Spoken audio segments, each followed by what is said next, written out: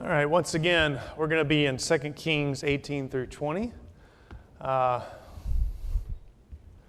guess I'll mention this just in case anybody looks and says, Josh is being a little funny this morning. I don't know how. I strained something in my neck, which again, I don't know how because I don't do upper body exercise like ever. So, got something going on in the neck. It's kind of like when I was in high school playing football. And after that first couple of practices where you're at full contact, there was always a week where you just couldn't move your neck. The muscles are so sore, and so you're in class, and the teacher says something, and you're doing this. Well, I can move that way. This way is a little bit more of a challenge. So anybody has a hand up over here, I'm just going to have to do this, and maybe I'll see you. So hopefully it won't be too bad. But I've given away my secrets, so now if you think, wow, Josh is really odd today, more so than usual, that'll explain why.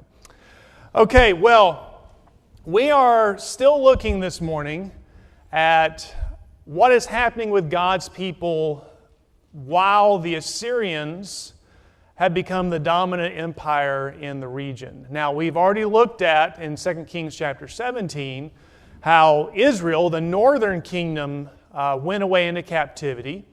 And we also paid attention to what is said in 2 Kings chapter 17 that was not just a matter of the Assyrians being more dominant than the Israelites. Rather, it was a matter of Israel failing to keep their covenant with God. And so this is a result of that broken covenant. Well, we also noted in 2 Kings chapter 17 that Judah was not being described as being in much better condition. So in verse 19, also Judah did not keep the commandments of the Lord their God, but walked in the customs which Israel had introduced. So things are not well within the kingdom. And when Israel, the northern kingdom, was taken away into captivity, does anybody remember who was reigning in Judah? Who was king at that time? To give you a hint, he was not good. Not good at all. Ahaz. Ahaz was king in Judah. And if you'll recall, in looking at Ahaz in 2 Kings chapter 16, he had worshipped all kinds of idols, including sacrificing some of his children to Molech. So this is not a faithful man, and so you can understand why God would say of his people in the southern kingdom, things are not well there either. But what we're going to be seeing in this lesson is that God has declared that Jerusalem and his people, they are not going to be taken by the Assyrians. And one of the things we'll note in chapter 19, God said, I'll defend this city to save it for my own sake and for my servant David's sake. Now, we are a few years down the road from when Israel was taken captive. Hezekiah is now king. It's another one of those instances where Hezekiah probably began his reign while his father was still king. And on Wednesday, we noted kind of the spiritual character of Hezekiah. And someone remind us, how would we typify Hezekiah from a spiritual standpoint? Yeah, he followed God very closely, very carefully. And so we noted that right at the beginning, what did he do? In day one, what did he do? First step. Sorry? Somebody said something in the back. Okay, removes all the high places. Yeah, he opens up the temple. Ahaz had closed the temple. So he opens up the temple. They restore worship in the temple. They hold the Passover, and we noted how they had to do so at a later date, which was also specified in the law. But they're doing all this because they want to get back to worshiping Jehovah and worshiping Jehovah in the way that he said he should be worshiped. But Hezekiah also has times of weakness. And those are not necessarily emphasized, but I think we see that even in what we're looking at this morning with Judah's relationship to Assyria. Now, in the material, I have some things about the dating. Hezekiah reigns 29 years. But how many years was he going to reign before God spared his life? Got to do some math in your head real quick. So 14, because God gives him an extra 15. We'll note that in our study this morning. Well, what else happened in the 14th year of Hezekiah's reign? That's when Assyria invades. So really everything we're looking at this morning happens within this window. Hezekiah has been reigning for 14 years. So we're going to have his sickness, we're going to have envoys from Babylon come, and we're going to have the Assyrians invade. Now, how the Scripture gives that is you have Assyria in 2 Kings 18 and 19, then you have Hezekiah's sickness, then you have the Babylonians' visit. And that may very well be chronological. I'm not going to say that is not chronological.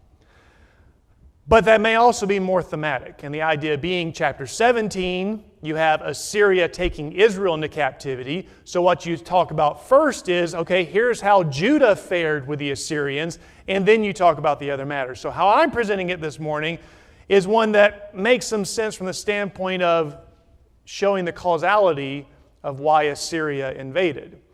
And we're going to start actually with Hezekiah's illness, his sickness. So if you have questions, feel free to ask those, raise those.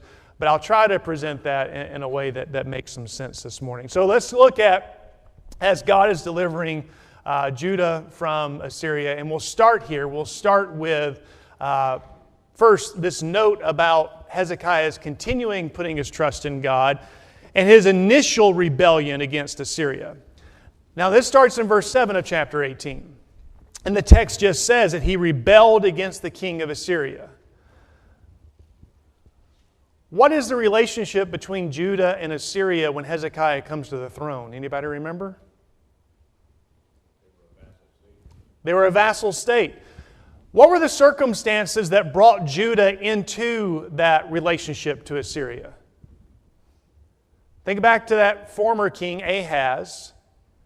And even think about that well-known prophecy in Isaiah 7 where God says, I'm going to give you a sign showing you why you don't need to fear Israel and Syria because, those kingdoms are going to fall. And I'm going to give you a sign. The virgin's going to conceive. She's going to give birth. And before the child knows to distinguish between good and evil, the lands which you fear, they'll be desolate. So God had given Ahaz the opportunity to put his faith and trust in him. What did Ahaz do instead? He didn't try to pay them off. He bribed, I don't want to say bribed, he paid the Assyrians. He pays the Assyrians, you come to my aid, and they do, but that brings Judah into a subjugated status to Assyria. Assyria is going to aid them, but now Ahaz has to send tribute to Assyria. Well, Hezekiah, who we've already seen when he first comes to the throne, he is faithful to God. He follows God with all of his heart. And so it would seem that at first he has such faith in God, I am not going to continue to pay tribute to this foreign power. He rebels against Assyria. And that's really all the text states. Isaiah 20 talks about perhaps the consequences of that and what the Assyrians tried to do. But there's even interesting in the records of the king of Assyria at that time, Sargon II, he never mentions going against Judah. And so there is a reprieve here. Judah is left alone. Hezekiah has rebelled and everything's working out. The text goes on to talk about here in chapter 18 how Assyrians came, they took Israel into captivity, but Judah at this time is left alone. Now, that's where I'm going to go away from the strict, how it occurs in the Scriptures and to talk about some other things, and we'll come back to Assyria. So let's go over to chapter 20. Chapter 20, we have Hezekiah, and he is deathly ill.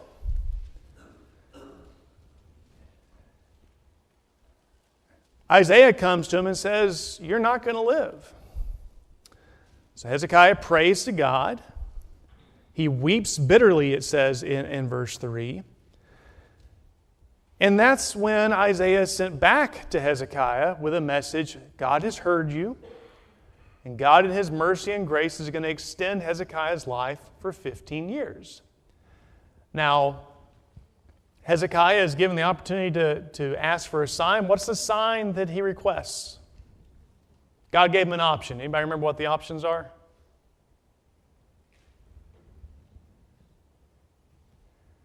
How'd you tell time if you're in a court of a king back then? Yeah, so you look where the sun's positioned. And so Hezekiah is given the option, okay, do you want the sun to move forward a certain amount of time, or do you want it to move back a certain amount of time? What was your request? Go back, okay? Not that moving forward rapidly wouldn't be miraculous in itself. It would be, but the idea of going back, okay, we're going to cause the sun to move backwards. Well, that's completely reversed. So he asked that, and it's granted. So he knows that he is being granted 15 more years to live. The writer of Kings doesn't mention this, but Chronicles has something to say about Hezekiah at this time. 2 Chronicles chapter 32 and verse 25. So verse 24 mentions the illness. It says, "In those days Hezekiah became mortally ill, and he prayed to the Lord, and the Lord spoke to him and gave him a sign. But Hezekiah gave no return for the benefit he received, because his heart was proud. Therefore wrath came on him and on Judah and Jerusalem." Maybe you can see why I think this happens before the invasions of the Assyrians. Because up to this point, everything we've seen about Hezekiah is faithfulness, absolute trust in God. He even put trust in God and faith in God when he's ill.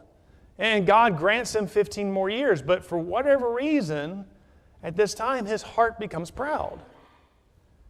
And so God brings wrath on him and on his people. There's going to be wrath that comes in the future, but the text would indicate that's wrath that was coming at that time. So that's why I think that the illness is kind of what then sparks everything going forward to the Assyrians invading. All right, now I covered that very rapidly. Any questions or comments on Hezekiah's illness or anything we've said up to this point? Yeah, Maggie? It says like after he was proud that he repented and then it was kind of forgiven, verse 26, right? Right. So that's a good point. Maggie brings up, you're still in 2 Chronicles 32? Yeah. So in verse 26, this is important. Hezekiah does humble the pride of his heart. So, you're right. So the wrath of the Lord did not come on them in the days of Hezekiah. Okay, so you've got a fair point about maybe this not being the Assyrians. The full wrath of God's not going to come in that the Assyrians don't take them fully into captivity. The Babylonians are going to do that sometime in the future. But we'll come back to even Hezekiah humbling himself and how that came about. So again, that's why I'm not trying to be dogmatic, but I'm going to stick with the outline that I've put together because I'm not going to change it on the fly. Good point. Good catch by Maggie. All right, moving forward. So what happens after this? Well, we know that there are emissaries, envoys that come from Babylon. And the text gives some reasons. You know, they've heard about the wondrous work of God. Maybe that's the idea of the sun moving back.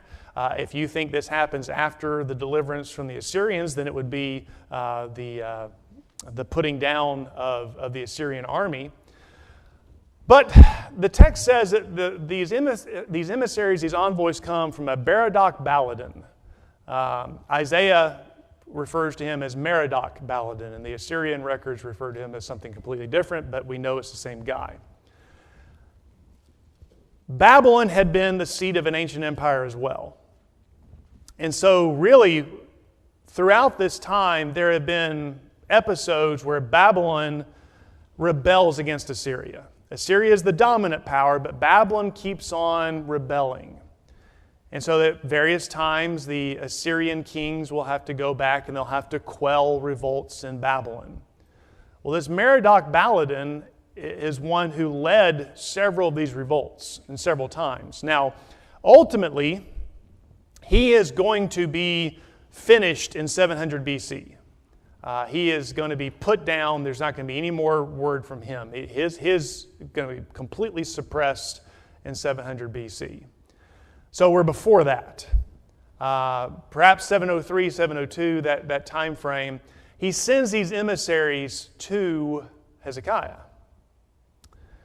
and they bring gifts. They hear about his illness and his recovery, so they're bringing gifts. But it may also be they're looking for allies. This is someone who's rebelled against Assyria. Hezekiah has already rebelled against Assyria, so the idea is, well, we should be friends. I'm going to send you gifts, and maybe this will make you favorably disposed to us, and we can ally together against the Assyrians. Well, regardless, that leads to a huge moment of folly, which shows how Hezekiah's heart had been lifted up. What does he do? Yeah, shows off everything he has. Shows off his treasuries. Shows off all the treasures of the kingdom. Showing this to these emissaries from Babylon. Which would probably indicate, okay, we can be allied together. We can have friendly status together. But what does God say is going to happen because of this?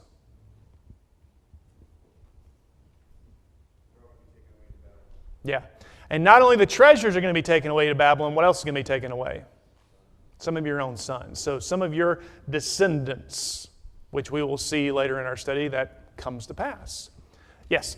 When I was reading this, I was thinking of, this is just another example of how, God humbles the proud. Absolutely. Absolutely. So to Hezekiah's credit, he takes the humbling. We've seen plenty of other kings who God has been trying to humble and trying to get to change their ways, and they don't get the message. But you're right. God is humbling the proud here. Absolutely. Yes? Do you consider God's turning the sun back a miracle or his providence at that time? I would say that'd be miraculous because, providence can be miraculous too, but only one way I know to get the sun to go back, and that requires a lot of physics that don't really work. So unless Superman's going to, never mind. Too much nerd culture. No, that would have to be miraculous, and that nature is not going along the proper course at that point. All right, good question. Okay, so these emissaries have come. Hezekiah has received them favorably, and that's when I think the Assyrians invade. They've had enough of this. Hezekiah has been in rebellion. Now you've got Hezekiah allying himself with others. And so there's going to be consequences for this. We know when this invasion occurs. We know it not only from the biblical record, we know it from the Assyrian records under the reign of Sennacherib. This is 701 BC. So again, all these things are happening at relatively the same time. There's a couple of other indications here that I think make it plain that, or make it clear to me anyway, that this is more or less the order of these things. One, I think you still see some pride in Hezekiah. And I think that pride is seen in a couple of ways. Does Hezekiah just turn this over to God at first? Say, God, we're being invaded. Foreign armies are coming. We rely on you. We need you to deliver us. Is that what Hezekiah does at first? What does he do?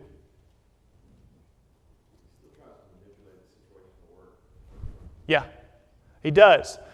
One of the things he does, you might say, is simply a practical measure, and not necessarily a bad idea, but it shows that, okay, we're going to have to do some things ourselves to make sure that we're okay when this invasion comes. And this is the famous tunnel of Sennacherib. Katie was just recently there, walked through the tunnel, so she's been there. This tunnel was meant to bring water from an outside water source from the city to bring it in. And at the same time, they're preventing invading armies from getting the water. So you bring the water inside the city. Now, this was a phenomenal feat. They set two teams of excavators to work at the same time. And they meet in the middle with just a couple of inches separating them. It was really spectacular how that all worked out. I think you can see the joint, right, Katie, where it's just like barely off where the two tunnels met. So they do this to bring the water in. Now, I didn't get a picture from Katie. Samuel Britnell sent me one of him going down the tunnel. I think that's Samuel's head, the second person going down the steps. Is that right, Samuel? So there's Samuel's back of his head going into this tunnel. But this is one of those real places that the Scripture talks about, and it's for this purpose. We're going to try to protect ourselves, provide for ourselves when this invading army comes in. Again, we may look at that as being very practical, but I think it does speak to the idea that Hezekiah is not simply just saying, okay, God, help us. Now, there's something else of even more importance. We're kind of skipping ahead in the story here. When these heralds come from the Assyrian king. Let me get to where I want to be here. 1 second. Yeah. Look at chapter 18. Oh, this is even before that. Look at chapter 18 and look at verses 14 through 16. So verse 13 is where you read about Sennacherib comes and he invades. Verse 14. Hezekiah, king of Judah, sent to the king of Assyria at Lachish. And by the way, look on the map. There's a couple of spots that are going to be indicated as far as where the Assyrians come. So they probably come down the coast here. Lachish is here. Lachish is here.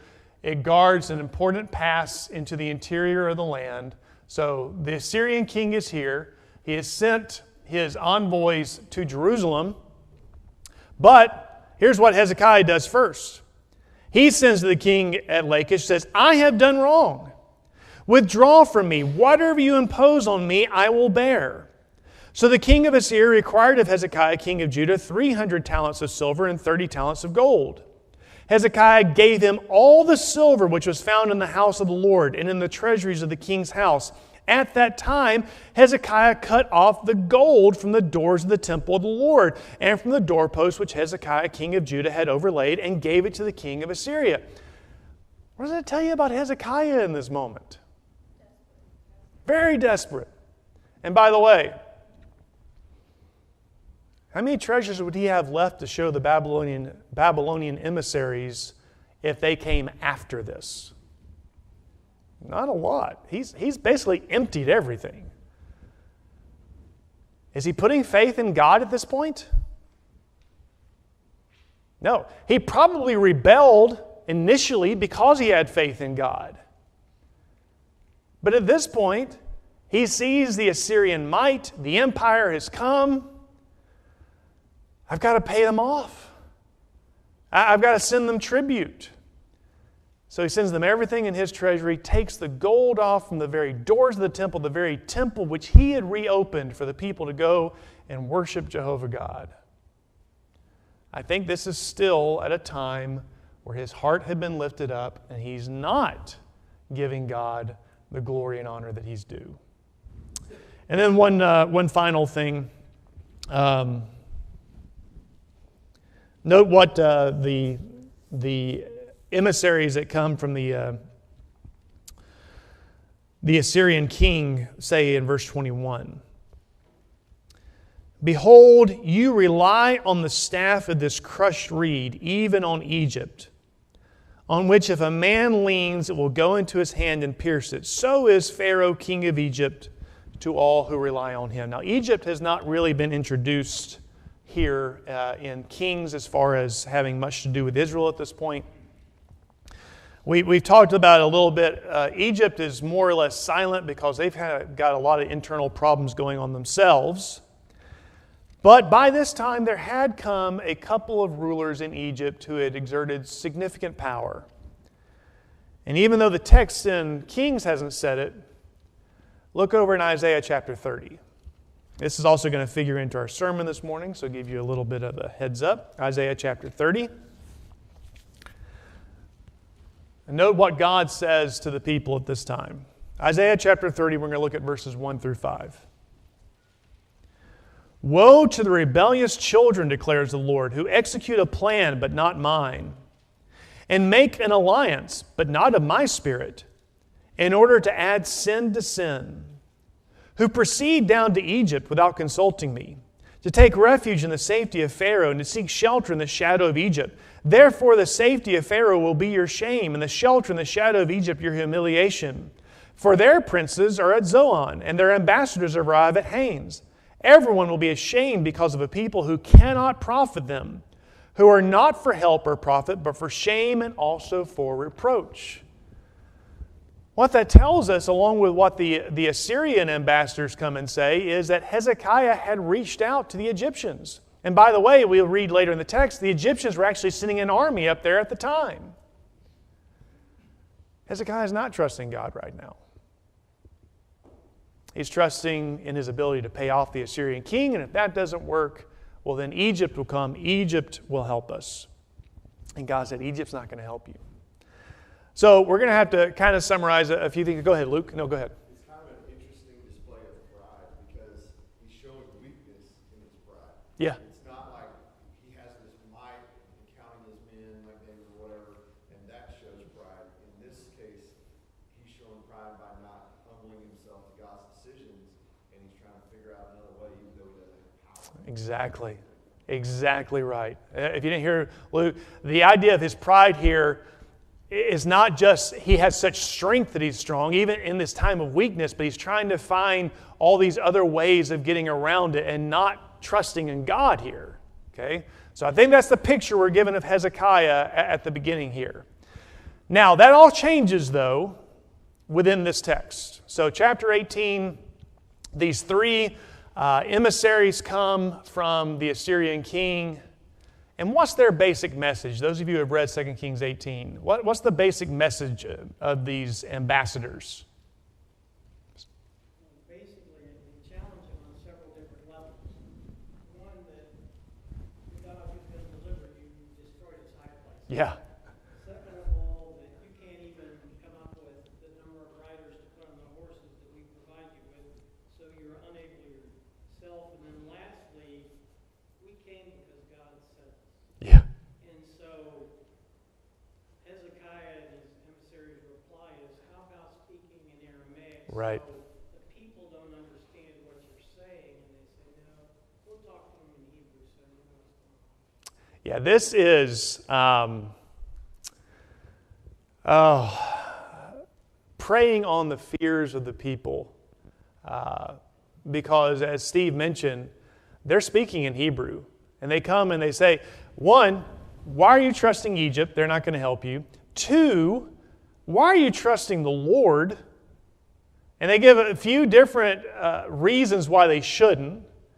As Steve mentioned, you took down his high places. So it's interesting, the Assyrian king was aware of Hezekiah's reforms. He didn't know that removal of those high places was actually a good thing, but he's thinking, you've taken away all the places where the people would worship your God, so why would he listen to you?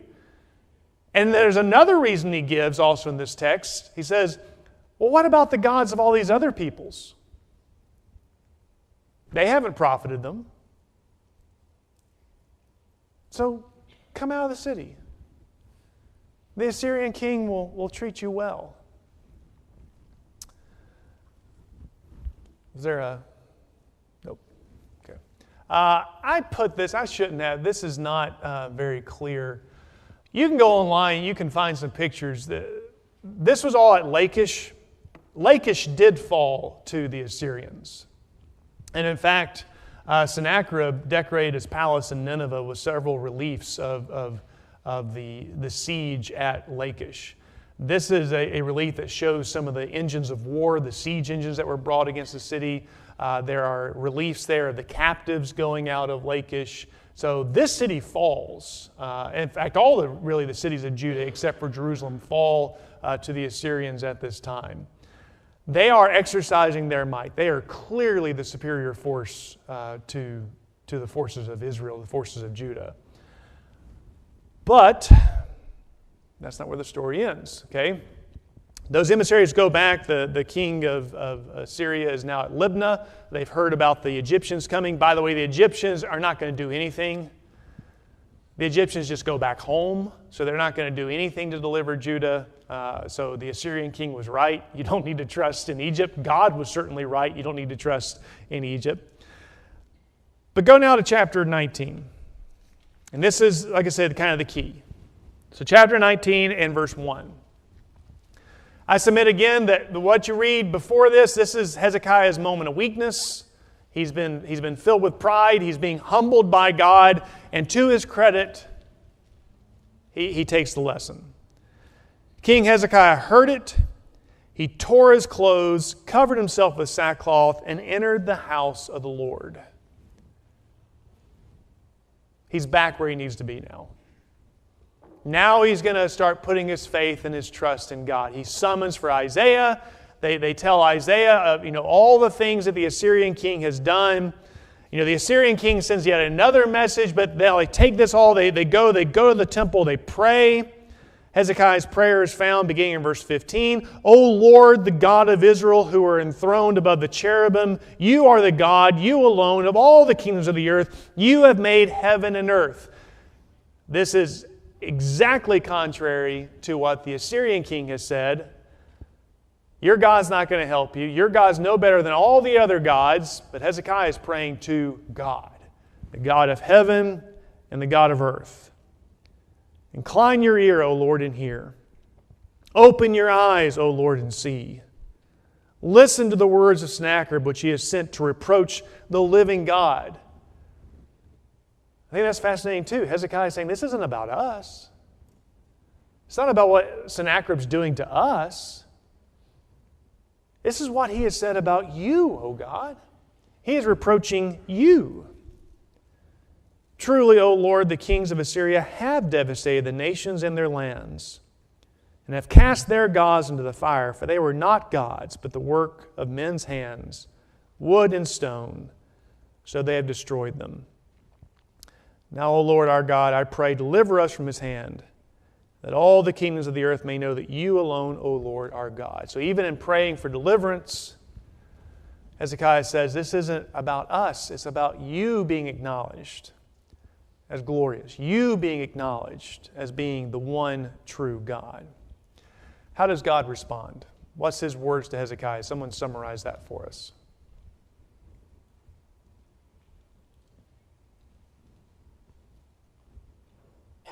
What does he say will not happen at Jerusalem?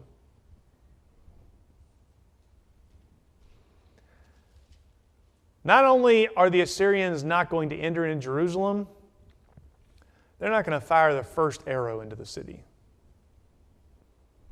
God said, I'm going to deliver the city.